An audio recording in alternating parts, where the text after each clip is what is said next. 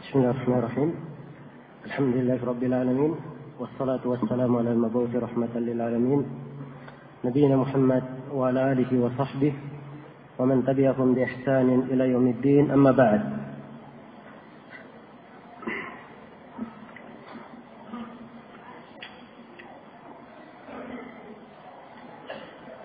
Tentunya berbicara tentang keindahan Islam, ini pembahasan yang sangat luas, karena pembicaraan tentang keindahan Islam itu artinya membicarakan Islam itu sendiri secara keseluruhan. Iya. Dan waktu membatasi kita, maka di sini saya angkat beberapa hal penting lainnya yang perlu saya ingatkan di sini berkaitan dengan karakteristik umat Islam atau syariat Islam. Ya. Yang berikutnya yang perlu saya terangkan, bahwa agama kita, agama Islam ini adalah agama yang datang untuk mewujudkan kemaslahatan dan kebaikan di tengah manusia.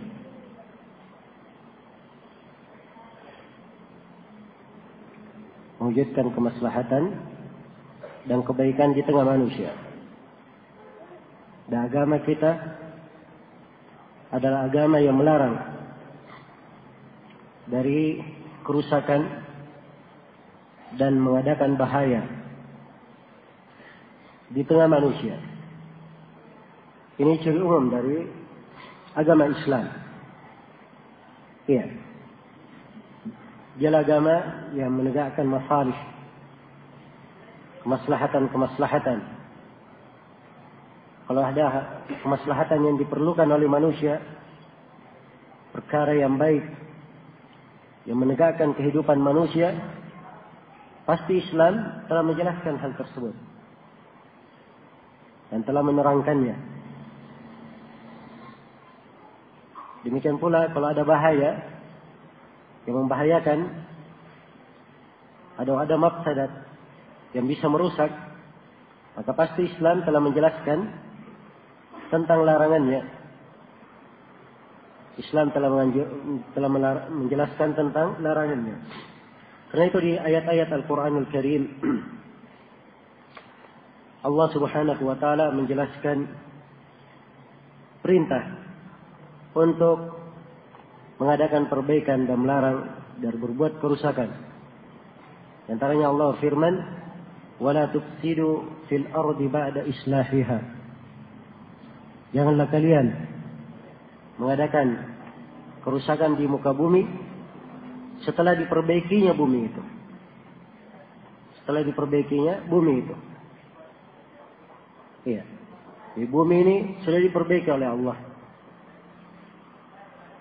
Sempurnakan segala kebaikan dan kemaslahatan bagi manusia di atas muka bumi. Diterangkan untuk mereka tuntunan yang menyebabkan mereka berjalan dengan baik di atas muka bumi. Siapa yang keluar dari hal ini, itu artinya dia berbuat kerusakan di atas muka bumi. Apakah karena perbuatan maksiat, ataukah karena dia mengada-adakan perkara baru di dalam agama, ataukah dia keluar dari jalan yang lurus, atau yang semisal dengannya. Iya. Dan misi dakwah para nabi dan para rasul ini tampak kalau kita mencermati kisah-kisah mereka, khususnya di dua surah, di surah Al-A'raf dan di surah Asy-Syu'ara. Kita menemukan bahwa para nabi dan para rasul itu menganjurkan kepada umatnya untuk mengadakan perbaikan dan meninggalkan segala jenis, segala bentuk pengerusakan di atas muka bumi. Iya. Dan Nabi kita Nabi Muhammad sallallahu alaihi wasallam itu datang dengan syariat yang lengkap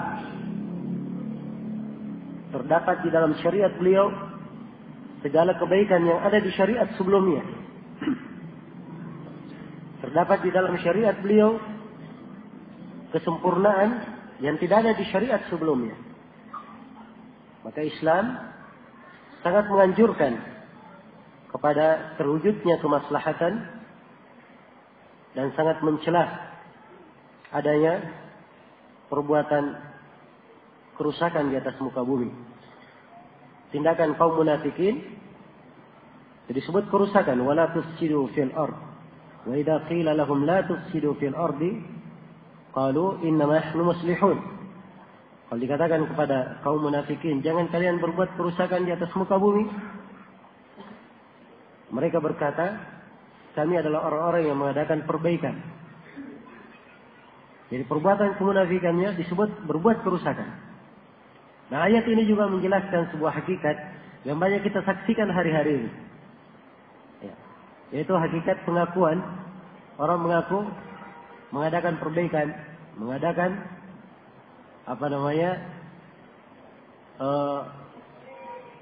menciptakan kebaikan untuk manusia, tapi hakikatnya dia berbuat kerusakan.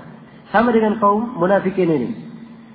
Kalau dikatakan kepada mereka jangan kalian berbuat kerusakan, mereka berkata sungguhnya kami adalah berbuat perbaikan di atas muka bumi. Pada hakikatnya mereka adalah berbuat kerusakan. Allah berfirman, "Ala innahum humul mufsiduna walakin la ya'lamun." Ketahuilah bahwa mereka ini orang-orang yang berbuat kerusakan, tapi mereka tidak mengetahui. Iya. Mereka tidak mengetahui. Dan Islam juga menjelaskan berbagai bentuk kerusakan yang dilarang. Seperti misalnya diterangkan tentang membunuh, melayangkan nyawa manusia tanpa hak. Ya. Disebut itu adalah perbuatan dosa yang sangat besar. Allah berfirman, min ajli dalika katabna ala bani Israel annahu man qatala nafsan bighairi nafsin aw fasadin fil ard faka'annama qatala an-nasa jami'a wa man ahyaha faka'annama ahya an-nasa jami'a. Karena itulah kami tetapkan kepada manusia, siapa yang membunuh jiwa, bukan karena jiwa itu membunuh, bukan pula karena berbuat kerusakan, dibunuh tanpa alasan, maka seakan-akan dia membunuh seluruh manusia. Jadi melayangkan nyawa seorang, satu jiwa yang dihargai di dalam syariat, itu seakan-akan dia apa? Membunuh seluruh manusia. Wa man ahyaha, dan siapa yang menghidupkan satu jiwa, ya, apakah dia selamatkan atau dia jaga tuntunan sehingga tidak tertumpah darah manusia tanpa kebenaran. Siapa yang menghidupkan satu jiwa, maka seakan-akan dia menghidupkan seluruh manusia. Seakan-akan dia menghidupkan seluruh manusia. Karena itulah perbuatan-perbuatan kerusakan di atas muka bumi ini adalah hal yang dicela di dalam agama. Iya, hal yang dicela di dalam agama. Nah, dan syariat kita memberikan ketentuan khusus bagi orang-orang yang berbuat kerusakan. Allah Subhanahu wa taala berfirman, "Innama jazaa'ul ladzina yuharibuna Allah wa rasulahu wa yas'auna fil ardi fasadan ay yuqattalu aw yusallabu aw taqatta'a aydihim wa arjuluhum min khilaf aw yunfaw min al-ard." Sesungguhnya balasan orang-orang yang memerangi Allah dan Rasulnya dan berbuat kerusakan di atas muka bumi. Apa balasannya? Balasan untuk mereka disalib, mereka dibunuh atau disalib, atau dipotong tangan dan kakinya secara bersilang, atau diasingkan dari muka bumi. Ya, diasingkan dari muka bumi ini banyak. Ada beberapa penafsiran. Ada yang menafsirkan dia diasingkan dari negerinya ke negeri yang lain. Ada yang mengatakan dia dipenjarakan. Iya, dia dipenjarakan. Ini hukum yang berlaku bagi mereka yang berbuat kerusakan di atas muka bumi. Maka syariat kita adalah syariat yang menjaga kemaslahatan. Syariat kita adalah syariat yang menjaga kemaslahatan. Tidak ada satu syariat pun atau tidak ada satu tuntunan pun kecuali pasti di dalamnya terdapat kemaslahatan yang dijaga untuk manusia. Karena itu di kaidah umumnya syariat Islam ini menjaga 5 perkara pokok di dalam syariat. Yang pertama menjaga Islam, menjaga agama. Menjaga agama. Yang kedua, Islam itu menjaga darah. Kemudian yang ketiga, Islam itu menjaga akal. Iya. Kemudian yang keempat, Islam itu menjaga jiwa. Kemudian yang kelima, Islam itu atau yang keempat menjaga harta. Ya, darah, jiwa itu sama ya masuk dalamnya. Yang keempat menjaga harta, dan yang kelima adalah menjaga kehormatan dan keturunan. 5 hal. Iya. Cari saja dari hal-hal yang diperintah di dalam syariat kecuali dia kembali kepada 5 kemaslahatan ini. Iya. Kalau ada hal yang dilarang, maka dia pasti kembali di dalam menjaga 5 kemaslahatan ini. Kenapa dilarang berzina? Sebab itu melanggar kehormatan. Iya. Dan Islam ini datang menjaga kehormatan manusia dan menjaga keturunannya. Kenapa dilarang minum khamar? Minuman keras? Karena dia menghilangkan akal. Menghilangkan akal.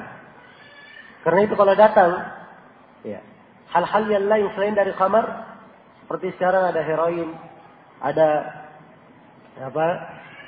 yang lebih keras daripada itu dari bentuk-bentuk narkoba. Ya. Islam telah menjelaskan hukumnya. Kalau khamar saja menghilangkan akal di sebagian keadaan, diharamkan sedemikian rupa, maka ganja, heroin yang lebih keras lagi menghilangkannya, ya, ini tentunya hukumannya lebih besar lagi. Hukumannya lebih besar lagi. Iya. Dan ini dari bentuk penjagaan di dalam syariat kita. Dari bentuk penjagaan. Ya. Karena itu, yang harus kita yakini pada sebuah tindakan atau sebuah perbuatan, apabila perbuatan tersebut menciptakan kemaslahatan untuk manusia, atau perbuatan tersebut menghindarkan kejelekan dari manusia, maka itu adalah ciri dari ciri agama Islam. Iya. Dan di sini kita semua memahami bahwa permasalahan jihad, iya, seorang selalu menjadikannya sebagai bahan untuk membenarkan perbuatannya, dan di sisi lain dijadikan sebagai bahan untuk menjelekkan umat Islam. Ya. Maka kita perlu menjelaskan tentang masalah jihad ini, supaya kita lihat bagaimana kesempurnaan Islam dalam pembahasan jihad, di mana dengan syariat jihad ini tercipta kemaslahatan dan terjaga apa? Dan terhindar darinya kejelekan untuk kaum muslimin. Jihad di dalam syariat kita itu tidak terbatas pada jihad memerangi orang kafir. Ya. Jihad di dalam agama itu terbagi 4. Dengan pengertian jihad secara umum, dengan maknanya yang paling luas, jihad terbagi 4. Yang pertama ada namanya jihadun nafs, jihad membela diri, jihad melawan hawa nafsu, jihad melawan diri sendiri. Kemudian ada namanya yang kedua jihadus syaitan, jihad melawan syaitan. Kemudian yang ketiga ada namanya jihadul munafikin, jihad menghadapi kaum munafikin. Ya. Dan yang keempat ada namanya jihadul kuffar, jihad menghadapi orang-orang kafir. Ini 4 jenis jihad. 4 jenis jihad. Dan seluruh dari pembagian jihad ini ada di dalam hadis-hadis Rasulullah sallallahu alaihi wasallam. Ya, karena itu keliru kalau ada membahasakan jihad hanya pada satu jenis saja, jihad melawan orang kafir saja. Itu keliru. Iya. Baik. Dan keliru kalau ada yang mengatakan bahwa yang paling afdal dari jihad itu adalah jihad melawan orang kafir saja. Ini sebagian orang kita dengarkan. Di hari-hari ini sering mengulangi ucapan itu. Dan sebagian yang lain ya membalasnya dengan ucapan yang paling afdal adalah jihad melawan diri sendiri. Melawan hawa nafsu. Ya, mereka biasanya berdalilkan dengan hadis raja'na minal jihadil asghar ila jihadil akbar. Ya. Ketika Nabi katanya kembali dari perang Tabuk, beliau berkata kami kembali dari jihad kecil menuju jihad besar. Kembali dari jihad kecil menuju apa? Jihad besar. Apa jihad besar itu? Jihadun nafs. Adalah jihad melawan diri sendiri. Ya, ini hadis adalah hadis yang lemah ya. Adalah hadis yang lemah. Sebagian para ulama ada yang menganggapnya sebagai hadis yang palsu. Jelas ya? Maka Islam itu ada 4 pengertian jihad. Tidak dikatakan ini yang paling afdal atau itu yang paling afdal secara mutlak. Tidak. Tapi dikatakan sesuatu itu afdal pada tempatnya masing-masing. Afdal pada apa? Pada tempatnya masing-masing. Iya. Jikalau kaum muslimin kuat, ya, diharuskan mereka ada syariat jihad melawan orang-orang kafir, maka di situ dikatakan jihad melawan orang kafir lebih afdal. Tapi di masa kaum muslimin lemah, ya, mereka tidak memiliki kekuatan, maka jihad membenahi diri sendiri, jihad ya, melawan syaitan itu lebih afdal. Karena itu di fase Mekah, Nabi sallallahu alaihi wasallam dilarang berjihad dengan tangan. Tidak ada jihad dengan tangan di fase Mekah. Iya. Yang ada larangannya di dalam Al-Quran. Berjihad dengan tangan. Alam tara ila alladhina qila lahum kuffu aydiyakum wa aqimus salata wa atuz zakah. Tidakkah kalian lihat kepada orang yang dikatakan kepada mereka, tahanlah tangan-tangan kalian. Tahan tangan-tangan kalian. Jadi Nabi dan para sahabatnya diperintah apa? Menahan tangan-tangannya. Yang kalian lakukan apa? Tegakkan salat, keluarkan zakat. Itu perintah Allah Subhanahu wa taala kepada nabinya di fase Mekah. Iya. Karena waktu itu kaum muslimin tidak dari sisi sarana dan prasarana tidak mencukupi untuk menegakkan jihad apa? Ya. Jihad dengan tangan. Maka di masa itu afdalnya mereka berjihad tidak dengan tangan. Itu pun jihad tidak dengan tangan di masa itu disebut dengan jihad yang besar. Seperti di firman Allah di surah Al-Furqan, wajahidhum bihi jihadan kabira. Dan berjihadlah kalian menghadapi mereka dengan jihad yang besar. Surah Al-Furqan. Dan diketahui ya surah Al-Furqan adalah surah Makkiyah. Dia adalah surah apa? Makkiyah. Ini di fase Mekah surahnya. Jelas ya? Dan juga Allah berfirman di ayat yang lain di surah Al-Hajj, wajahidu fillahi haqqa jihadi. Dan berjihadlah kalian di jalan Allah dengan sebenar-benar jihad. Ini juga ayat di surah Makkiyah. Sebab surah Al-Hajj surah Makkiyah. Jadi semuanya dianggap sebagai jihad yang besar. Jihad di jalan Allah dengan sebenar-benar jihad. Jelas ya? Bukan jihad dengan tangan. Iya. Ini pada tempatnya. Karena itu yang benarnya pembagian-pembagian jihad itu pada tempatnya masing-masing dia lebih utama. Di tempatnya masing-masing. Jadi jihad ada 4. Yang pertama adalah jihad melawan diri sendiri. Memperbaiki diri. Rasulullah SAW bersabda di dalam hadis Fadhalah bin Ubaid, riwayat Ahmad, ya, dan selainnya, al-mujahidu man jahada nafsahu. Seorang yang berjihad itu adalah orang yang berjihad membenahi dirinya sendiri. Nabi menyebutnya sebagai apa? Mujahid. Ya. Nabi menyebutnya sebagai apa? Sebagai mujahid. Ya. Ini jenis jihad yang pertama. Dan jihad membenahi diri, jihad membenahi diri sendiri, itu mencakup beberapa perkara. Yang pertama mencakup dia berjihad membenahi dirinya untuk mempelajari ilmu agama. Sebab ini di antara jihad yang paling penting untuk dirinya. Karena ilmu agama itu adalah sumber kebaikannya. Jalan menuju kepada surga. Jalan menuju kepada surga. Ilmu agama adalah hal yang menentukan kedudukan dan derajat seorang hamba di dunia dan di akhirat. Ilmu agama yang membedakan dia orang yang beruntung atau orang yang sengsara. Dan ini yang membedakan berbagai kedudukan manusia pada hari kiamat. Apakah dia penghuni sorga atau penghuni neraka? Kalau semuanya penghuni sorga, tingkatan-tingkatannya di sorga ditentukan dengan tingkat keilmuan. Dengan tingkat apa? Keilmuan. Iya. Karena itu mendidik diri, ya, berjihad, memperbaiki diri agar supaya diri ini senang mempelajari agama. Ini jihad yang paling besar. Jihad yang paling besar. Karena itu apa yang dilakukan oleh sebagian anak muda, ya, dengan aksi-aksi yang mereka kerjakan, dan sebelumnya tidak pernah belajar agama yang benar. Ya, kadang ada baca Quran saja, tidak benar baca Al-Qurannya. Ya. Baca Al-Qurannya saja tidak benar. Ya. Kemudian menjalankan mengilmui sebagian ilmu agama yang ringan saja, dia banyak keliru. Ya.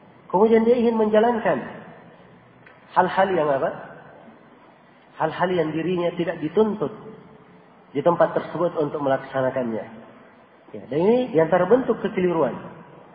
Baik, maka tingkatan yang pertama dari jihad membenahi diri adalah mendidik diri itu supaya mempelajari ilmu agama. Kemudian yang kedua dari jihad membenahi diri adalah mendidik diri supaya dia beramal dengan ilmu yang dia pelajari. Ya, dia beramal dengan ilmu yang dia pelajari. Karena ilmu itu bukan hanya dijadikan sebagai pengetahuan. Ya. Bukan hanya dijadikan sebagai pengetahuan saja. Tapi dia untuk diamalkan. Untuk diamalkan. Walaupun ilmu itu sendiri sangat indah bagi seorang hamba. Banyak manfaat dan kebaikannya. Ya. Banyak manfaat dan kebaikannya. Ilmu itu penasihat di dalam hatinya. Ilmu itu adalah penghiburnya dikala dia berduka. Ilmu itu adalah hal yang membesarkan jiwanya dikala ia ditimpa oleh musibah. Ilmu itu adalah yang menemaninya dikala ia sepi. Dan ilmu itu adalah hal yang mengarahkannya kepada kebaikan tatkala ia bermalas-malasan dari kebaikan tersebut. Dan banyak sekali dari manfaat ilmu itu. Tapi ilmu harus diamalkan. Ilmu harus diamalkan. Seperti pohon, ilmu itu adalah pohonnya dan amalan adalah buahnya. Dan amalan adalah apa? Buahnya. Ya, buah tidak bisa dipetik tanpa ilmu dan buah itu tidak akan keluar. Ya. Pohon itu tidak akan berbuah kalau tidak diamalkan. Kalau tidak diamalkan. Kemudian yang ketiga dari kewajiban seorang hamba berjihad melawan dirinya adalah dia berjihad menyampaikan ilmu yang dia pelajari. Dia berjihad menyampaikan ilmu yang dia pelajari. Ya. Kemudian di tingkatan yang keempat dari jihad melawan diri sendiri adalah dia bersabar di dalam menuntut ilmu, di dalam mengamalkannya dan di dalam menyampaikannya. Ini semuanya tercakup di dalam firman Allah Subhanahu wa taala, "Wal 'ashri innal insana lafi khusrin illa alladziina aamanu wa 'amilus shalihat wa tawashaw bil haqqi wa tawashaw bis sabr." Wal 'ashr, demi masa. Sesungguhnya manusia benar-benar di dalam kerugian. Ya. Semua yang namanya jenis manusia di dalam kerugian. Kecuali. Ya. Hendaknya kita tergolong ke dalam siapa yang diperkecualikan. Sebab kalau kita tidak masuk di dalam golongan yang diperkecualikan, pasti kita terhitung ke dalam orang-orang yang orang-orang yang merugi. Yang pertama, alladzina amanu, orang-orang yang beriman. Ya. Keimanan itu keyakinan. Dan keyakinan dimaklumi, tidak akan tergambar ada keyakinan tanpa mempelajarinya. Tidak tergambar ada keyakinan tanpa mempelajarinya. Itulah ilmu agama. Karena itu, sebagian ahli tafsir menafsirkannya illal ladzina amanu, yaitu orang-orang yang berilmu. Kemudian yang kedua, wa amilus shalihat, dan dia beramal salih. Yang ketiga, wa tawasaw bil haqq, saling berwasiat dengan kebenaran. Dan yang keempat, saling berwasiat dengan kesabaran. Iya. Maka inilah tugas diri jihad seorang hamba di dalam menegakkan di dalam membenahi dirinya sendiri. Kemudian jihad yang kedua adalah jihad melawan syaitan. Jihad melawan syaitan. Syaitan ini musuh besar manusia. Iya. Musuh yang harus selalu kita perhitungkan. Bahkan musuh yang kita selalu lalai darinya, tapi musuh ini tidak pernah lalai menyerang kita. Iya. Itulah syaitan. Allah Subhanahu wa taala menyebutnya sebagai musuh untuk manusia di dalam Al-Quran. Allah berfirman, "Inna syaitana lakum aduwwun, fattakhiduhu aduwwa." Sesungguhnya syaitan itu bagi kalian adalah musuh. Terus meneruslah kalian menganggap dia sebagai musuh. Perintah di dalam ayat agar kita selalu terus menerus menganggap syaitan sebagai musuh. Ini kata Ibnu Al-Qayyim adalah peringatan. Jangan sampai kita lalai dari musuh ini. Dia adalah musuh yang terus menyerang kita bersama dengan detak nafas. Bersama dengan mengalirnya darah. Ya. Musuh yang tidak boleh kita lalai darinya. Dan syaitan menyerang manusia dari dua arah. Tidak ada senjata yang lain. Ya. Karena itu kalau namanya menghadapi musuh, kita harus tahu senjata apa yang dia gunakan. Ya. Dan kita harus tahu bagaimana cara menghindarinya. Nah, begitu cara menghadapi musuh. Syaitan menyerang manusia dengan dua senjata. Yang pertama dengan senjata namanya syahwat. Namanya syahwat. Diberikan dorongan hamba ini dari sisi syahwat. Syahwat berkaitan dengan dunia, berkaitan dengan harta, berkaitan dengan perempuan, berkaitan dengan yang lainnya. Banyak syahwat. Memperturutkan syahwatnya. Iya. Dan inilah para pengikut syaitan yang akan menemaninya ke neraka jahannam waliyadzubillah. Fakhalafa min ba'dihim khalfun adha'u as-salata wattaba'u asy-syahawat fasawfa yalqawna ghayya. Maka terjadilah generasi setelah mereka, generasi ini menelantarkan salat dan mengikuti syahwat. Maka mereka akan menghadap Allah dalam keadaan penuh dengan kesewenang-wenangan. Ghayya di dalam ayat, sebagian ahli tafsir ada yang menafsirkannya, dia akan dimasukkan ke neraka yang bernama neraka ghayy. Ya. Ini bagi siapa? Yang mengikuti syahwatnya. Bagi siapa yang mengikuti syahwatnya. Kemudian senjata syaitan yang kedua, dan ini senjata lebih ampuh bagi syaitan. Senjata yang lebih disukai oleh syaitan. Yang kedua ini. Namanya senjata syubhat. Ya. Syaitan memberikan kerancuan ke dalam pemahaman seorang muslim, seorang mukmin dan mukminah. Ya. Diberikan kerancuan pemahaman. Dan ini lebih disukai oleh syaitan. Ya. Dibuat ia berjelek sangka terhadap agamanya, misalnya. Seorang muslim dan muslimah, kalau sudah mulai berjelek sangka terhadap agamanya, ini adalah alamat. Ya. Senjata syaitan sudah menimpanya dari arah syubhat ini. Rasulullah SAW mengabarkan bagaimana perbuatan syaitan memberikan keraguan di dalam keagamaan seorang hamba. Di dalam hadis yang diriwayatkan oleh Imam Al-Bukhari dan Imam Muslim, Rasulullah SAW bersabda, "Ya'ti syaitan." Kata syaitan kepada salah seorang dari kalian. Syaitan berkata, ya, "Man khalaqas samawat?" Siapa yang menciptakan langit? Siapa menjawab? Allah yang menciptakannya. Baik, syaitan bertanya lagi, "Man khalaqal ard?" Siapa yang menciptakan bumi? Siapa menjawab? Allah yang menciptakannya. Syaitan bertanya lagi, siapa yang menciptakan begini dan begitu? Terus dia bertanya. Sampai akhirnya syaitan bertanya, siapa yang menciptakan Allah?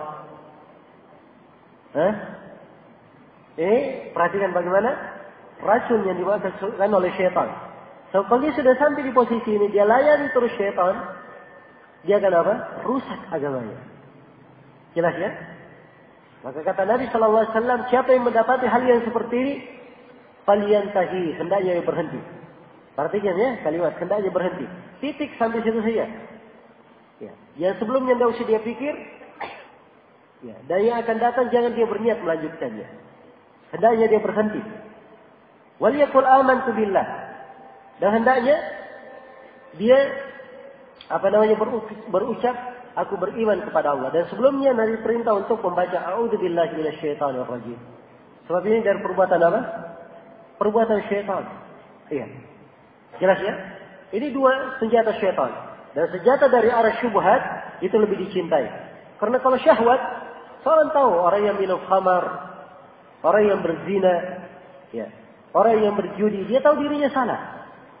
Ya, dia tahu dirinya apa? Salah.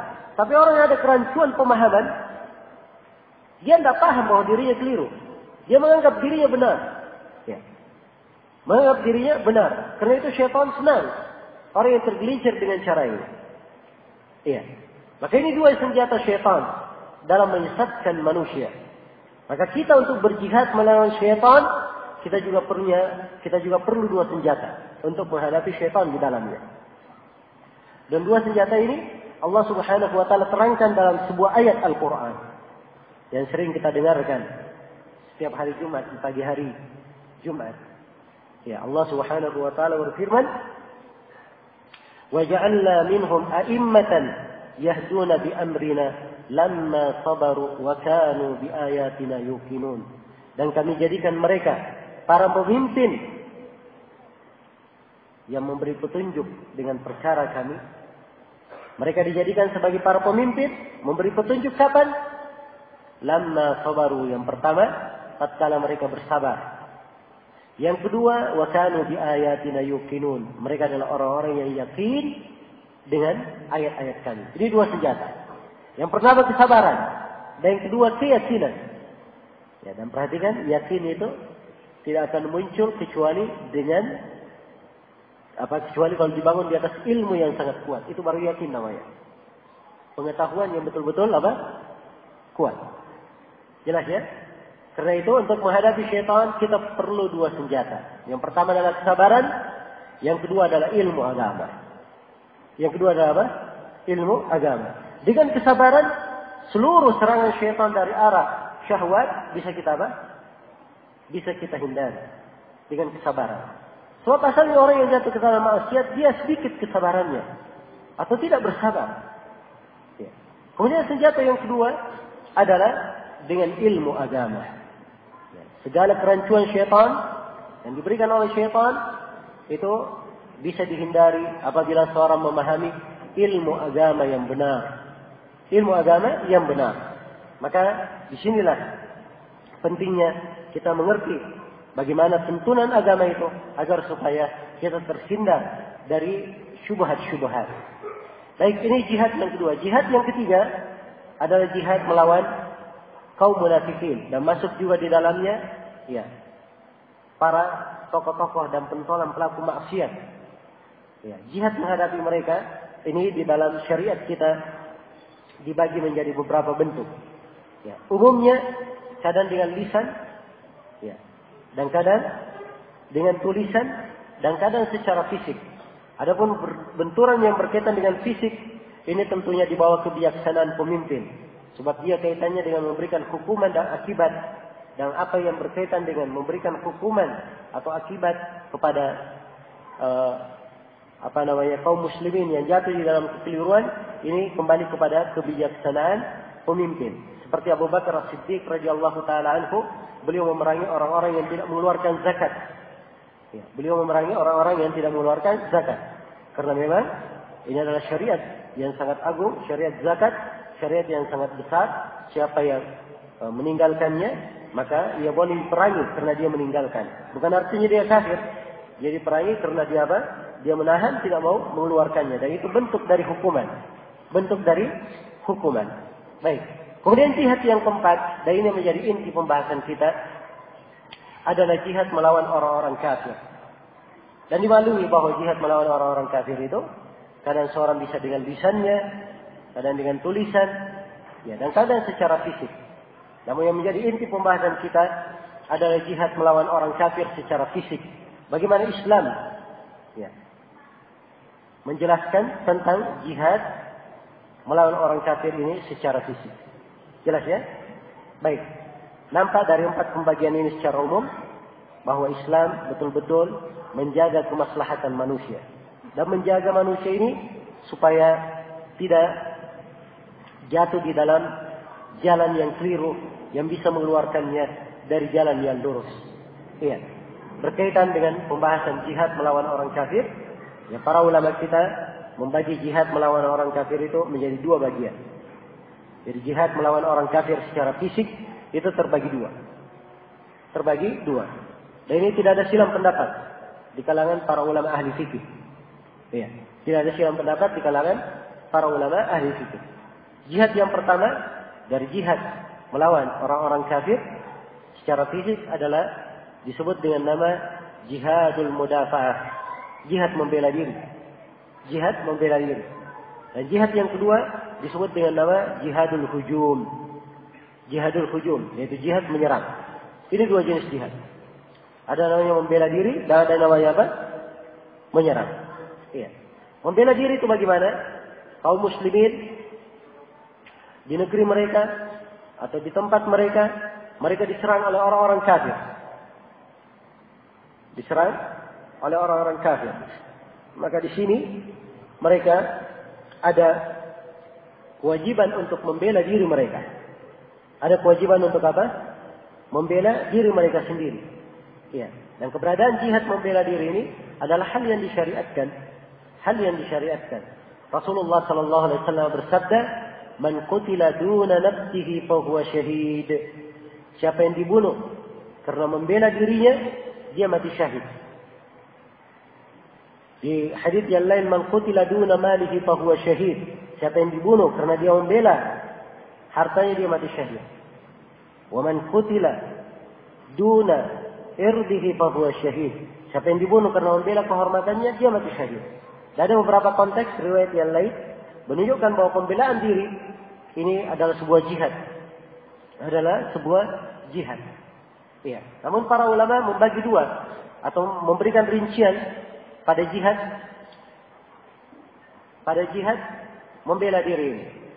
Kalau misalnya orang-orang kafir akan menyerang kaum muslimin dan kaum muslimin masih memungkinkan untuk mereka menyusun perlawanan dengan dipimpin oleh penguasa, maka harusnya mereka berjihad dengan dipimpin oleh penguasa. Ya. Kalau tidak, misalnya orang-orang kafir langsung menyerang, tidak ada waktu untuk mempersiapkan hal tersebut, maka boleh mereka langsung membela diri mereka sendiri. Nah, ini rincian yang disebutkan oleh Imam Ahmad rahimahullahu taala dan selainnya di pembahasan ini. Dan ini termasuk hal yang tidak ada silang pendapat di kalangan para ulama. Kemudian jihad yang kedua, namanya jihad menyerang. Umat Islam, kaum muslimin yang duluan menyerang. Iya. Mereka yang duluan yang bermula di dalam menyerang. Berkaitan dengan jihad menyerang ini, saya perlu terangkan bahwa umat Islam tadinya di masa Rasulullah mereka dilarang berjihad dengan tangan. Setelah mereka pindah semuanya ke Madinah, maka diizinkan mereka berperang dengan orang kafir secara fisik. Hanya mereka orang-orang kafir yang memerangi mereka saja.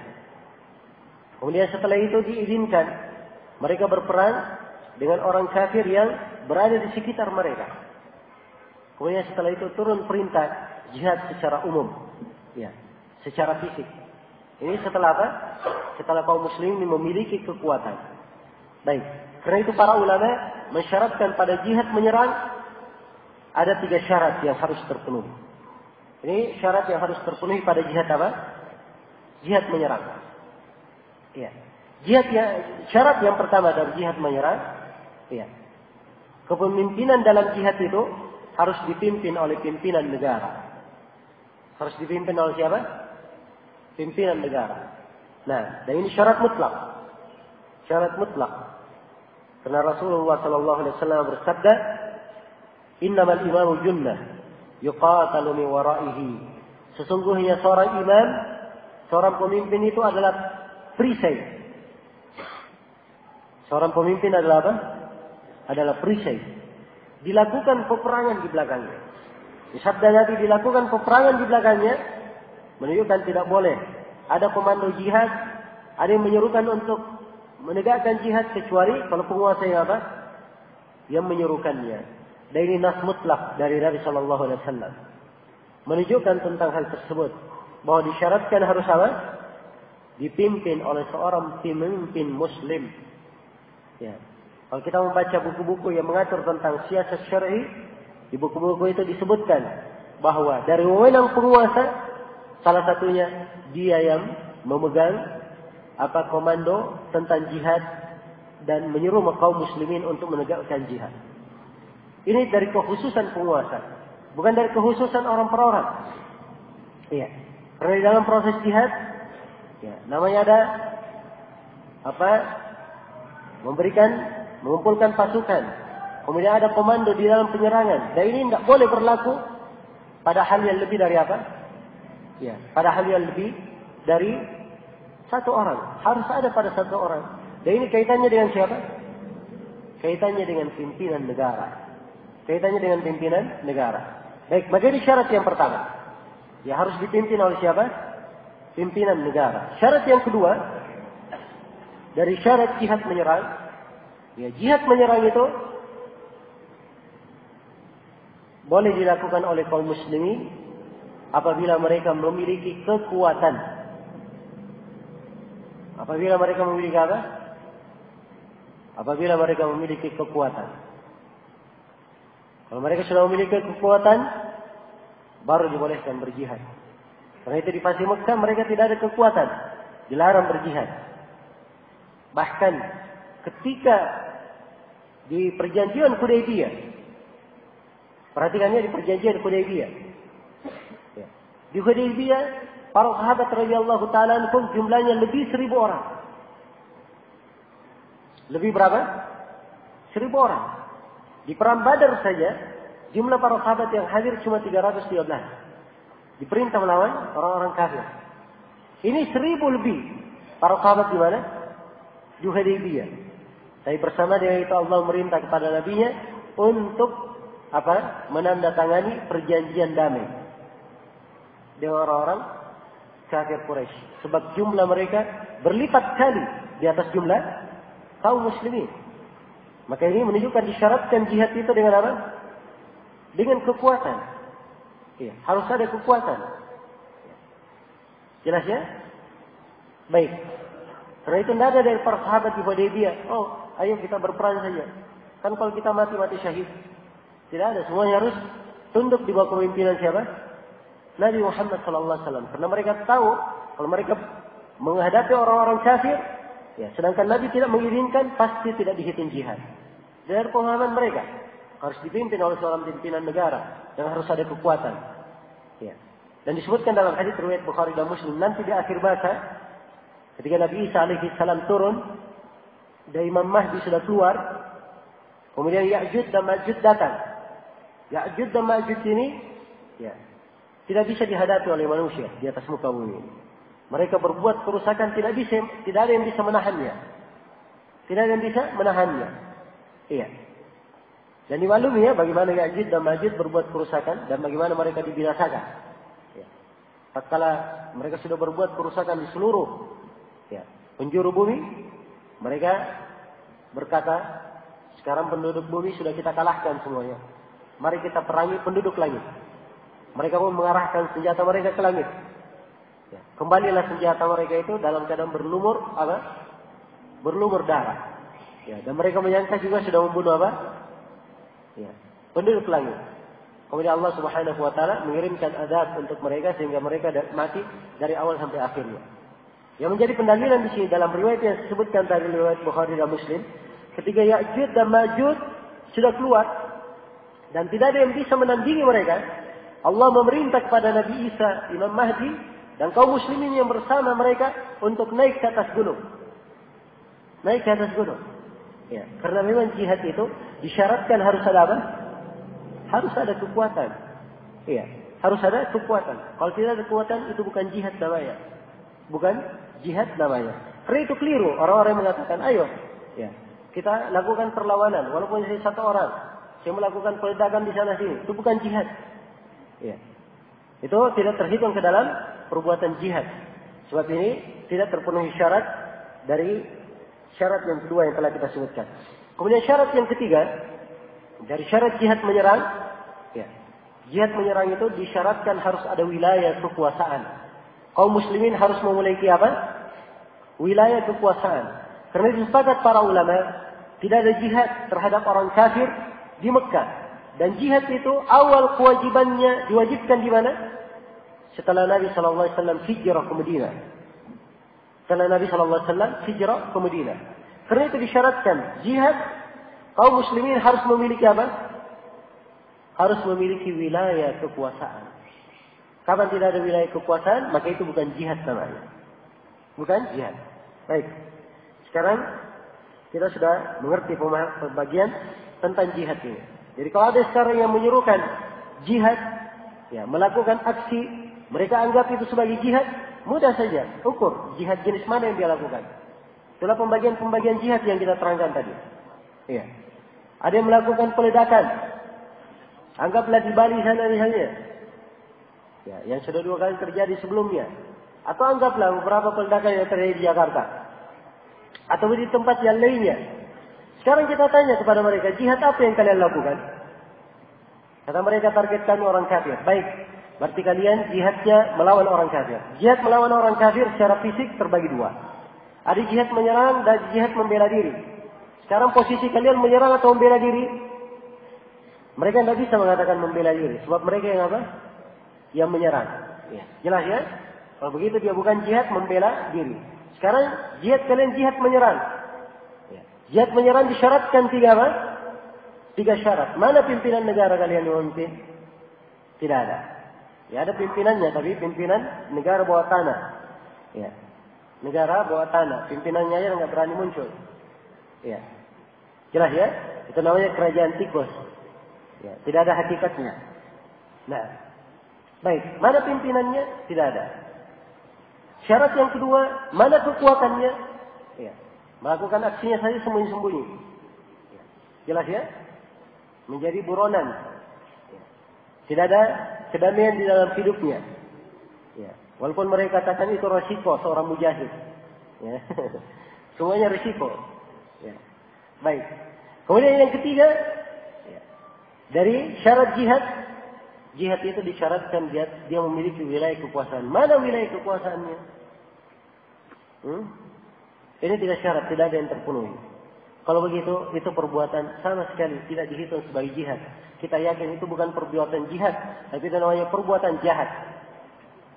Itu perbuatan apa? Perbuatan jahat. Tidak ada dalam syariat Islam hal yang kacau balau seperti itu. Tidak nampak kemaslahatannya. Melakukan peledakan sana sini yang terjadi merugikan umat Islam. Ya, membuat umat Islam itu jelek di pandangan manusia. Membunuh orang-orang yang tidak layak dibunuh. Oh, bom Bali semua targetnya kafir. Tapi ternyata meninggal ada seorang muslim. Oh, itu apa namanya? Operasi, terjadi kesalahan itu biasa dalam sebuah operasi. Subhanallah, nyawa seorang muslim gampang. Ya. Padahal dalam Al-Quran dikatakan membunuh jiwa tanpa dosa yang dia lakukan seakan-akan membunuh seluruh manusia. Dikatakan kesalahan operasi itu wajar biasa. Ya. Ini perhatikan ya, dari bahasa orang-orang yang katanya ingin menegakkan syariat, tapi bertentangan dengan mana-mana apa? Mana-mana syariat Islam. Ya. Karena itulah di dalam pensyariatan jihad ini harus didalami dengan baik. Apa yang disebut dengan makna jihad itu? Ya. Apa yang disebut dengan makna jihad? Dan dari kesalahan anak-anak muda, ya, mereka hanya terbiasa dengan doktrin saja. Dibacakan hadis-hadis, Masya Allah. Ya. Siapa yang mati syahid, dijemput oleh bidadari, ya, setelah mereka jadi pengantin, ya. Kemudian orang yang mati syahid itu matinya paling muda, banyak lagi keutamaan yang mati syahid. Semua dari kita sepakat. Itu yang disebut mati syahid, dan semua dari kita berharap semoga kita semua tergolong orang-orang yang apa? Mati syahid. Tapi itukah jalan jihad yang dimaksud? Ini menjadi titik pembahasan. Sebab nyawa ini cuma satu. Ya. Kalau dia tidak dikorbankan di jalan Allah, maka dia pasti di jalan syaitan. Maka dia pasti di jalan syaitan. Karena itu hati-hati di dalam memasuki hal-hal yang seseorang tidak mempunyai ilmu tentangnya. Dan sebagian anak muda ini hanya dibacakan hadis-hadis, ayat-ayat, apalagi kalau memang sudah frustasi, ya sudah bosan hidup, ya dibacakan ayat-ayat yang seperti itu, ya, atau hadis-hadis anjuran untuk jihad, ya dengan segera disambut. Ya, rela untuk menjadi apa? Ya, korban. Ya, aksi peledakan dan seterusnya. Dan ini bukan dari jihad sama sekali. Bukan dari jihad sama sekali. Nah, kemudian yang penting saya terangkan di sini bahwa saya berbicara ini hanya menyikapi apa yang terjadi. Ya, saya tidak tahu orang-orang yang melakukan hal tersebut apakah mereka murni betul-betul umat Islam atau bukan, ya, atau orang-orang yang dibayar oleh pihak-pihak tertentu, saya tidak tahu. Yang jelas, kalau dinisbatkan hal tersebut kepada Islam, maka itulah tadi tuntunan Islam saya terangkan. Bahwa tuntunan Islam dalam hal ini sangat bertentangan dengan apa yang dilakukan oleh sebagian orang tersebut. Dan ini adalah rincian-rincian fikih jihad. Ada di buku-buku para ulama. Ya. Ada di buku-buku fikih. Ada di buku-buku fikih para ulama. Maka silakan mereka orang-orang yang membela perbuatan-perbuatan yang seperti ini menulis tuntunan kalau ada tuntunannya.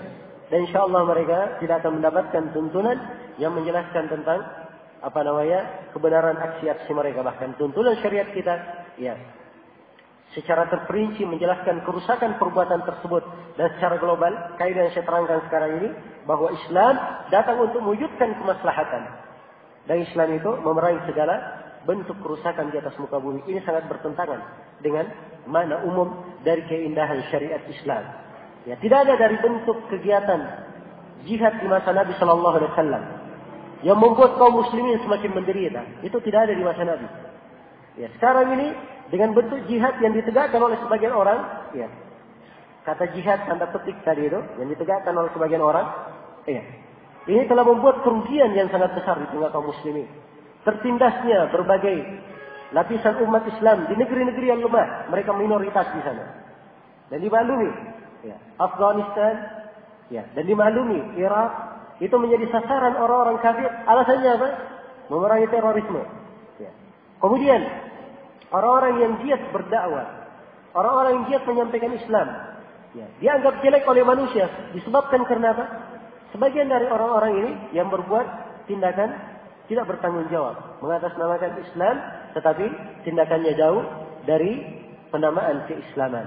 Ya, karena itulah yang saya nasihatkan kepada seluruh hadirin untuk selalu mendalami dan memahami, ya, bagaimana jihad itu di dalam Islam dan bagaimana Islam itu mengatur tentang jihad. Dan ini sebagai percontohan untuk penerapan kaidah bahwa Islam itu menjaga, ya, kemaslahatan, mewujudkan kemaslahatan di tengah manusia dan menutup segala pintu yang bisa menimbulkan kejelekan di tengah manusia. Dan ini adalah akhir dari pembahasan kita, menguraikan beberapa poin dari keindahan Islam. Ya, wallahu taala alam. Saya berharap mudah-mudahan apa yang saya terangkan ada manfaatnya untuk seluruh hadirin sekalian. Dan tentunya sebagaimana yang saya terangkan ini pembahasan yang luas, ya, masih banyak poin yang harus diterangkan tentang keindahan Islam. Namun saya harapkan apa yang saya jelaskan tadi bisa menjadi penyejuk untuk kita semua, ya, sebagai pencerahan yang selalu, ya, menyuburkan dan menyegarkan, ya, semangat keislaman kita. Dan semoga Allah Subhanahu wa taala mengokohkan kita semua di atas Al-Qur'an dan di atas sunnah Rasulnya sallallahu alaihi wasallam. Dan semoga Allah Subhanahu wa taala menghidupkan kita di atas Al-Qur'an dan As-Sunnah ini, di atas muka bumi ini, dan di kehidupan di alam kubur, dan juga di kehidupan tatkala kita menghadap kepada Allah Subhanahu wa taala kelak di kemudian hari. Innahu waliyyu dzalika wal qadiru alaih. Wallahu taala alam. Baik. Masih ada pertanyaan-pertanyaan, insyaallah akan dijawab.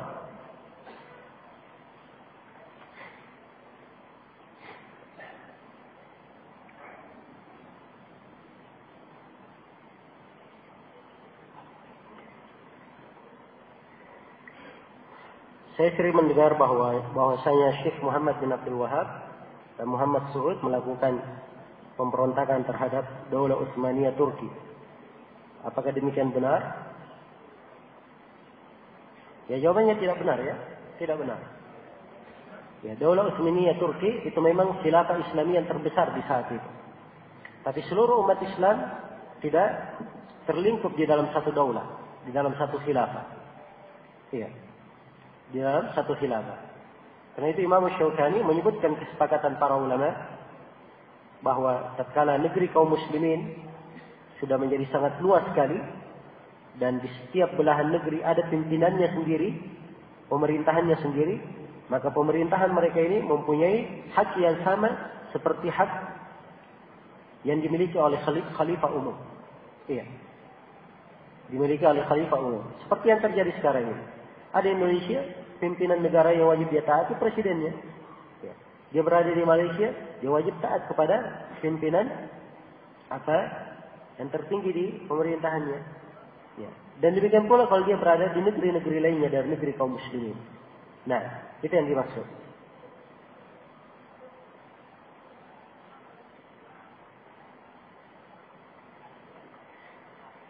Sebagian orang menyatakan bahwa terdapat tanda-tanda kebaikan husnul khatimah pada mayat-mayat Khawarij yang terbunuh, menunjukkan benarnya apa yang mereka lakukan. Ya, bagaimana menanggapinya? Pertama, tanda-tanda kebaikan itu apa yang mereka maksud dengan tanda-tanda kebaikan? Ya, mati tersenyum. Ya, mati tersenyum, banyak orang yang mati tersenyum. Ya. Jelas ya? Dan itu bukan merupakan pokok tanda dari tanda kebaikan. Ya. Tegar di dalam menghadapi kematian. Ya. Banyak orang-orang kafir ya juga tegar di dalam menghadapi apa? Kematian. Ya. Jelas ya? Tegar di dalam menghadapi kematian. Bahkan saya beri satu contoh supaya bisa menjadi pelajaran. Ya. Itu si Khawarij yang membunuh siapa? Ali bin Abi Thalib radhiyallahu taala anhu. Khawarij ini namanya Abdurrahman bin Muljim. Ya, Abdurrahman bin Muljim yang membunuh Ali bin Abi Thalib. Sebelum saya cerita tentang kisahnya, saya ingin tanya dulu, Abdurrahman bin Muljim membunuh Ali bin Abi Thalib ini benar atau tidak? Hah? Saya kira tidak ada satu umat Islam pun yang membenarkannya. Iya kan? Ali bin Abi Thalib radhiyallahu taala anhu khalifah Rasulullah yang keempat. Sahabat yang penuh dengan keutamaan disepakati oleh umat Islam. Pasti orang yang membunuhnya ini adalah orang yang tersesat dari jalan yang lurus. Kan begitu? Abdurrahman bin Muljim ketika akan dieksekusi untuk dikifar, maka berdirilah Abdullah bin Ja'far dari keluarga Ali bin Abi Thalib menuntut darah beliau dengan mengkisasnya. Ya. Dan ini diberikan hukuman kepadanya. Yang pertama, dipotong dulu tangan, ya, kedua tangannya. Dipotong kedua tangannya, dia tidak merintih. Bahkan lisannya terus berzikir, membaca ayat-ayat. Ya, Abdurrahman bin Muljim. Dipotong kedua kakinya, dia tidak merintih sama sekali. Tidak ada wajah kesakitan, tidak ada rona kesakitan di wajahnya. Ya. Setelah lepas kedua tangannya, kedua kakinya, ya, dia tidak merintih. Maka ditusuk kedua matanya dengan jarum yang membara sehingga meleleh kedua matanya. Juga tidak merintih sama sekali. Lisannya terus berzikir. Ya. Begitu lisannya akan dipotong, baru terlihat dia kelihatan agak gelisah. Maka dikatakan kepadanya, kenapa kamu takut? Katanya, saya khawatir meninggal tidak dalam keadaan berzikir kepada Allah. Ya. Jelas ya? Nah, ini kematian si Khawarij ini. Sekarang ada yang mau mengatakan ini karamah. Karamah si Khawarij ini.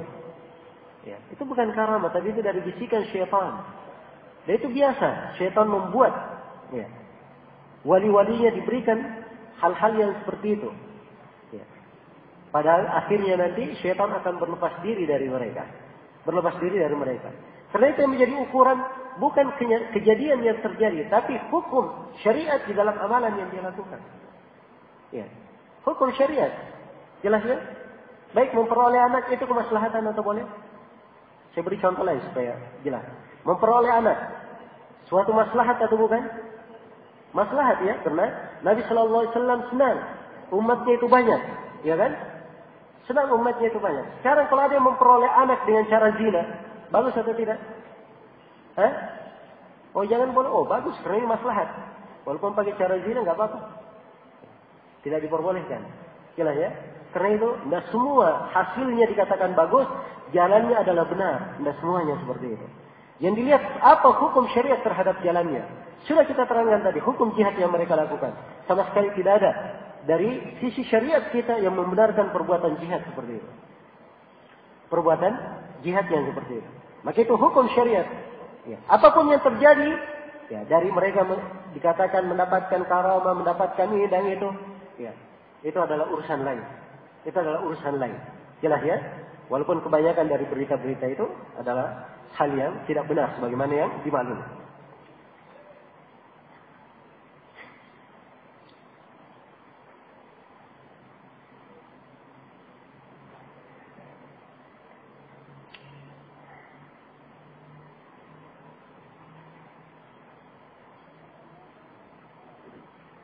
Ya, bagaimana sebenarnya cara-cara yang benar dalam menangani Khawarij?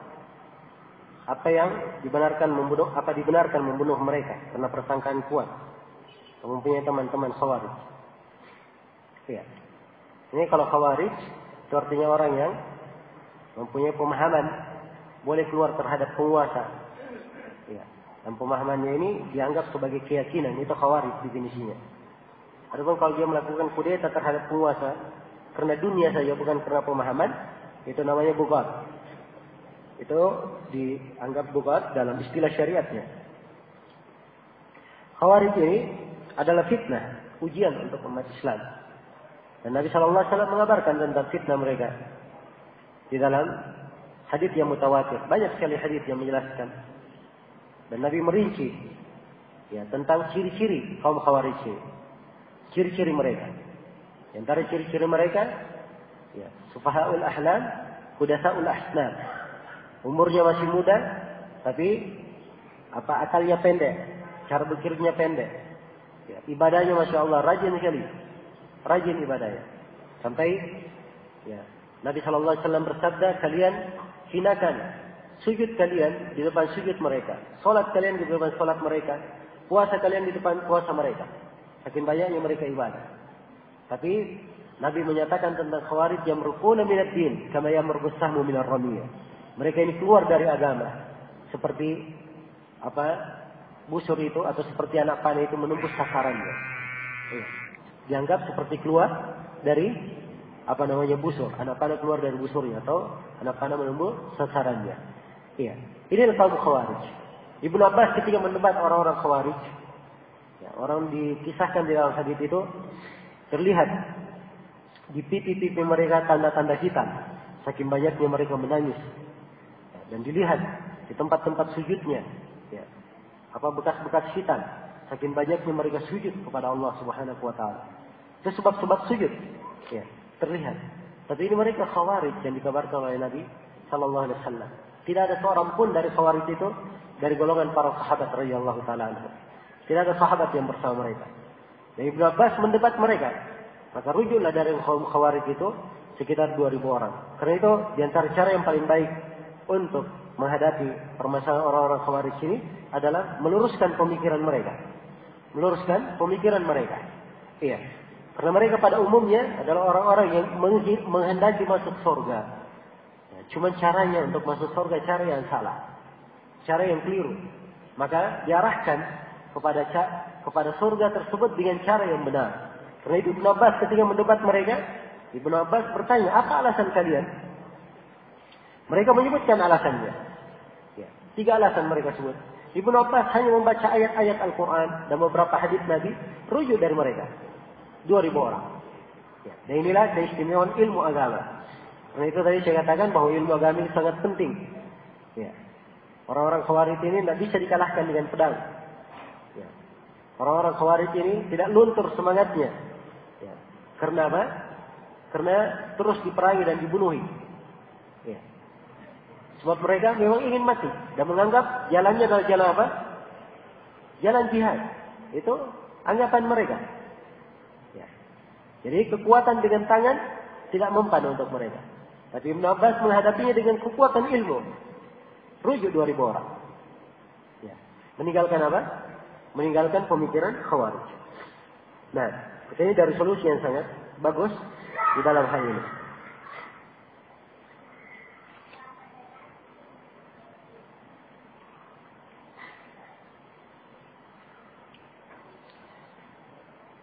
Bagaimana atau apa hukumnya dalam Islam? Bila saat ini banyak sekali ormas-ormas yang mengatasnamakan Islam dengan melakukan kekerasan, kerusakan, ya, atau perusakan fasilitas umum, meski itu adalah tempat-tempat maksiat. Apa bisa dimasukkan dalam bentuk jihad? Ya, ini pembahasan di dalam amar ma'ruf nahi munkar. Pembahasan amar ma'ruf nahi munkar.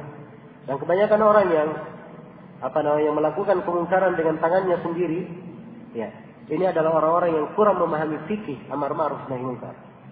Karena amar ma'ruf nahi munkar itu ada fikih di dalam syariat yang hendaknya terpenuhi, ya, dan harus diketahui. Ya. Dan seperti yang saya sebutkan tadi, tidak cukup berbekal semangat saya, ya, berbekal emosi saya. Dia lihat kemungkaran ingin dia rubah. Tidak. Tapi dia harus tahu bagaimana syariat Islam mengatur hal tersebut. Karena itu Nabi SAW bersabda, "Man ra'a minkum munkaran falyughayyirhu biyadihi. Fa in lam yastati' fa bi lisanihi. Fa in lam yastati' fa bi qalbihi. Wa dzalika adhaful iman." Siapa di antara kalian yang melihat kemungkaran, hendaknya dia rubah dengan tangannya. Perhatikan ya kalimat, dia melihat kemungkaran, dia rubah dengan tangannya. Dan kalau dia merubah dengan tangan, ini kalau dia punya tangan untuk merubah. Apakah tangan dalam artian tangan perubahan untuk keluarganya di wilayah kekuasaannya, atau tangan dalam artian pengurubahan di wilayah umum? Kalau perubahan di wilayah umum itu bukan tangan ya setiap orang, tapi itu adalah milik siapa? Milik pemerintah kalau di wilayah umum. Adapun di wilayah pribadi dia, di tengah keluarganya, ya saudaranya, boleh saja dia merubah dengan tangannya. Sebab di dalam apa? Di dalam wilayahnya, kekuasaannya. Tapi kalau di wilayah umum itu bukan wewenang dia, itu bukan kekuasaan dia. Itu adalah wewenang pemerintah. Karena itu kewajibannya tidak merubah dengan tangan, tapi kewajibannya merubah dengan lisan. Ya, atau dia sampaikan kepada pemerintah supaya memberikan tindakan kepada orang-orang yang bermaksiat tersebut. Jelas ya? Ya, kalau dia tidak mampu, maka dia benci di dalam hatinya. Dia benci di dalam hatinya. Ini tingkatan di dalam merubah kemungkaran. Dan ini termasuk fikih di dalam agama. Harus dipahami fikihnya. Ya, jangan asal semangat-semangat saja. Ya, membasmi kemungkaran. Ya, tapi subhanallah yang terjadi ya bukan kemungkaran yang dihilangkan, tetapi terjadi lebih banyak kemungkaran lagi. Lebih banyak kemungkaran lagi yang terjadi. Iya. Karena itu di dalam syariat kita tidak boleh berubah kemungkaran yang mengakibatkan terjadinya kemungkaran yang lebih besar daripada itu.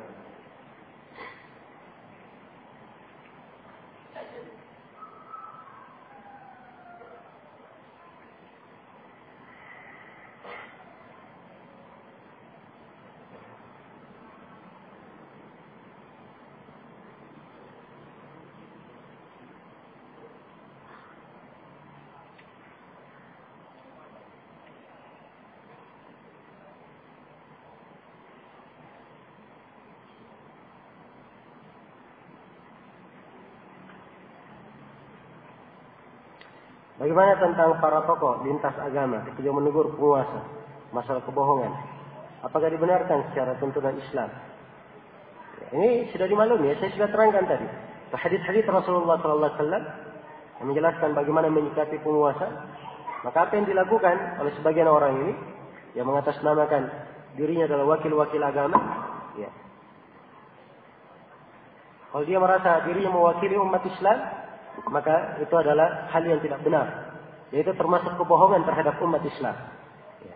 Karena apa? Karena Islam sendiri tidak membenarkan tindakan yang seperti itu. Penguasa kalau dia berbuat kesalahan, itu ditegur dengan cara yang baik. Dengan cara yang membuat mereka berubah. Ya. Bukan dengan cara yang seperti ini, hanya menegur saja, akhirnya pihak pemerintah menjadi marah. Ya. Kemudian tidak terjadi kemaslahatan, tidak terjadi kebaikan. Apa yang diinginkan di belakangnya? Apa yang diinginkan di belakangnya? Iya. Maka ini bukan cara yang benar secara syariat, tidak pula cara yang dibenarkan ya dengan kenyataan yang kita saksikan.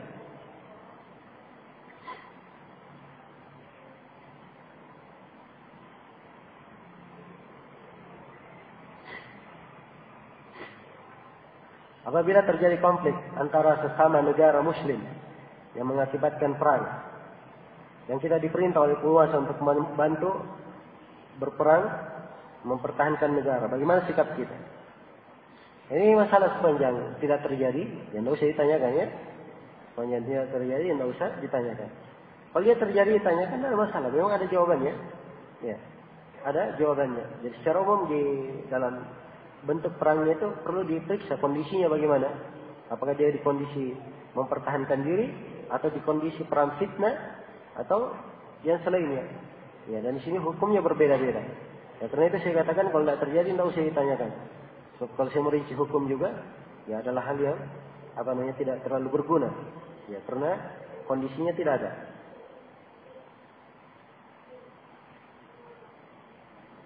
Apakah peperangan di Libya termasuk jihad? Ya, apa hubungannya antum dengan Libya?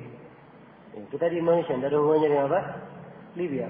Kewajiban kita doakan saudara-saudara kita kaum muslimin supaya mereka dimudahkan oleh Allah Subhanahu wa taala keluar dari fitnah yang menimpa mereka, dan semoga Allah Subhanahu wa taala memberikan kepada mereka keamanan dan pemimpin yang lebih baik.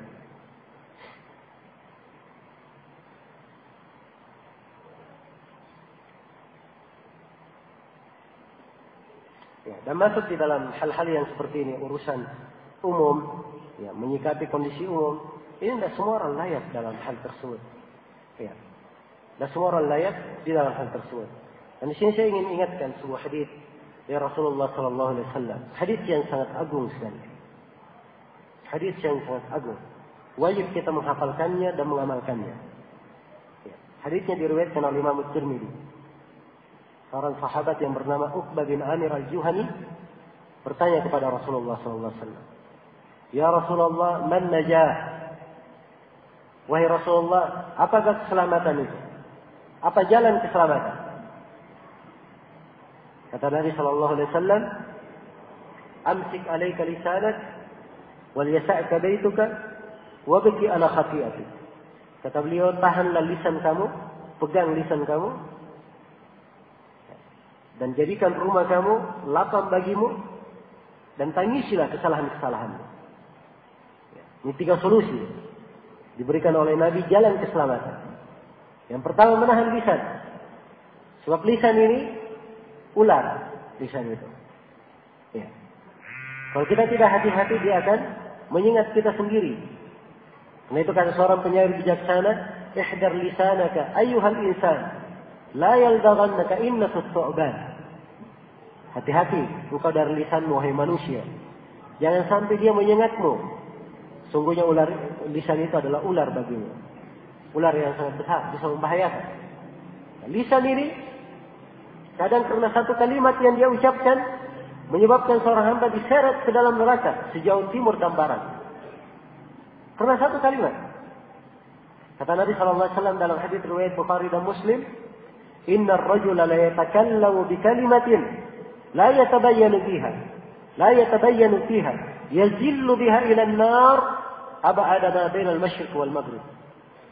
Sungguhnya seorang lelaki kadang dia berbicara dengan sebuah pembicaraan, dia tidak perjelas pembicaraan tersebut, maka pembicaraan ini menyeret dia ke dalam neraka sejauh timur dan barat. Satu kalimat, dia tidak perjelas. Kalimat yang menyeret dia sejauh apa? Timur dan barat. Dan juga dalam hadis yang lain Rasulullah SAW bersabda, Inna ar-rajula la yatakallamu bi kalimatin min sakhatillah, ma kana yadhunnu an tablugha ma balagh. Ya. Sungguhnya seorang lelaki dia berbicara dari kalimat yang mengandung kemurkaan Allah, tidak pernah dia menyangka bahwa kalimat ini tersebar sedemikian jauhnya. Ya. Maka fakataballahu alaihi sakhatahu ila yaumi yalqah. Maka Allah pun menuliskan untuk dia kemurkaan untuk orang ini hingga hari kiamat, hari tatkala dia berjumpa dengan Allah Subhanahu wa taala. Ini dia berbicara dari kalimat yang dimurkai oleh Allah Subhanahu wa taala. Karena itu Nabi sallallahu alaihi wasallam bersabda, "Amsik alaika lisanak." Jaga lisanmu. Yang pertama, jangan sembarang bicara. Kemudian yang kedua, wal yasa'ka baituka. Dan hendaknya rumahmu itu menjadi lapang bagimu. Ini hal yang kedua di masa fitnah. Kalau ingin selamat, rumah itu jadikanlah sebagai taman surga. Jadikan dia adalah tempat yang sangat lapang. Sebab orang yang ingin sibuk keluar, ya, menonton fitnah, ya, keluar melakukan aktivitas yang memperbesar fitnah, itulah sumber fitnah namanya. Tapi kalau dia duduk di rumahnya saja, Rumah itu adalah lahan, tempat beribadah.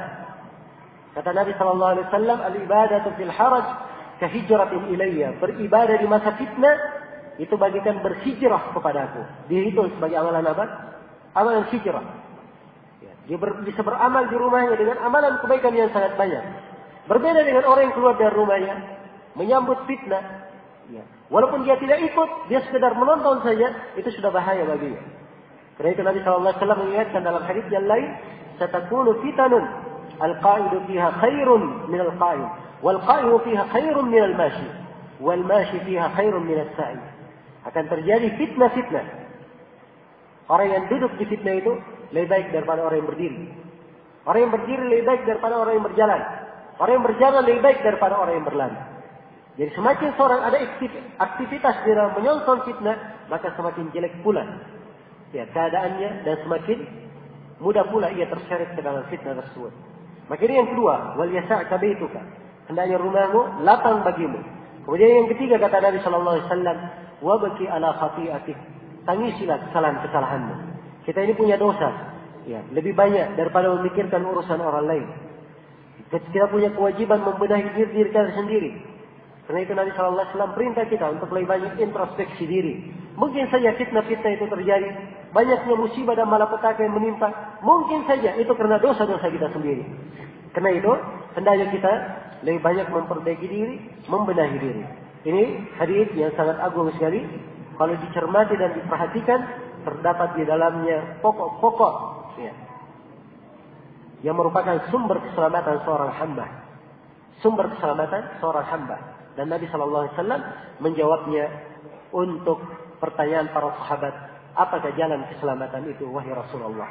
Maka beliau menjawab dengan hadis itu, amsik, saya ulangi kembali, amsik alaika lisanak, tahanlah lisan engkau, wal yasa'ka baituka, hendaknya rumahmu menjadi lapang bagimu, wa baki ala khati'atik, dan tangisilah kesalahan-kesalahanmu.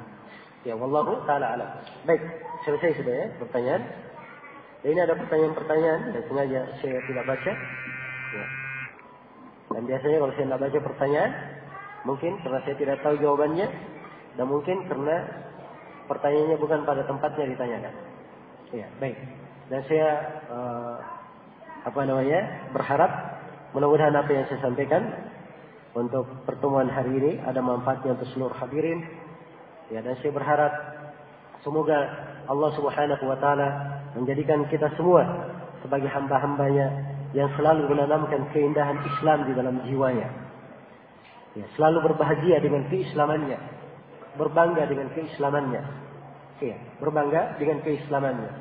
Sebab Islam ini memuliakan seorang hamba. Memuliakan seorang hamba. Kapan dia merasa mulia dengan keislamannya, maka Allah akan memuliakannya. Maka Allah memuliakannya. Karena itu Nabi Nuh alaihi salam, ya, ketika dilalui oleh kaumnya dan Nabi Nuh sedang membuat perahu, ya, Nabi Nuh dan yang beriman bersamanya walaupun sedikit membuat perahu. Tiap kali beliau dilalui oleh kaumnya, sakhiru bihi. Ya. Maka orang-orang ini mengolok-olok Nabi Nuh alaihi salam. Ya. Mungkin yang mereka katakan, apalagi yang dibuat Nabi Nuh ini? Ya. Tidak ada hujan, tidak ada petir, tiba-tiba bikin perahu. Ya. Mengolok-olok Nabi Nuh. Saya perhatikan bagaimana kemuliaan Nabi Nuh dan kebanggaan terhadap agama yang Allah berikan kepada beliau. Ya.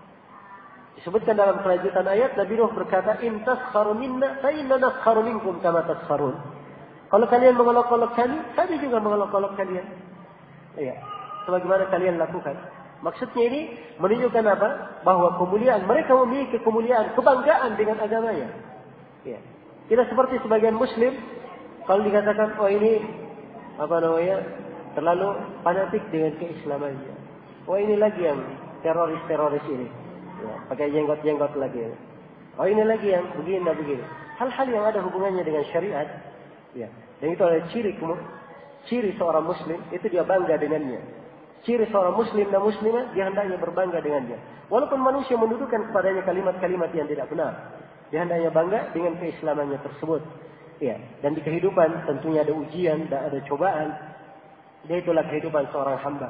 Siapa yang bersabar di dalam cobaan, disitulah letak besar kecilnya pahala. Dan siapa yang di dalam cobaan dia berhasil melewatinya, disitulah hal yang menentukan kebaikan bagi seorang hamba. Semoga Allah Subhanahu wa taala selalu menganugerahkan kepada kita semua kemuliaan di dalam berislam ini dan kebanggaan terhadap agama, dan selalu menanamkan di dalam jiwa kita semua keindahan akan Islam ini. Dan saya juga bermohon kepada Allah Subhanahu wa taala, semoga apa yang kita bahas dalam kajian ini bermanfaat untuk seluruh hadirin, menjadi bekal kebaikan untuk kita semua di hari-hari kehidupan ini. Sebagaimana saya berterima kasih sebesar-besarnya kepada seluruh pihak yang menjadi sebab terselenggaranya acara ini.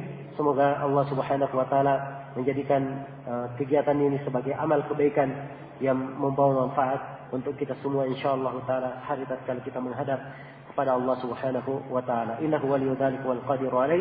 Atas segala macam kekurangan saya mohon dimaafkan. Subhanakallahumma wa bihamdik asyhadu an la ilaha illa anta astaghfiruka wa atubu ilaik. Walhamdulillahirabbil alamin. Wassalamualaikum warahmatullahi wabarakatuh.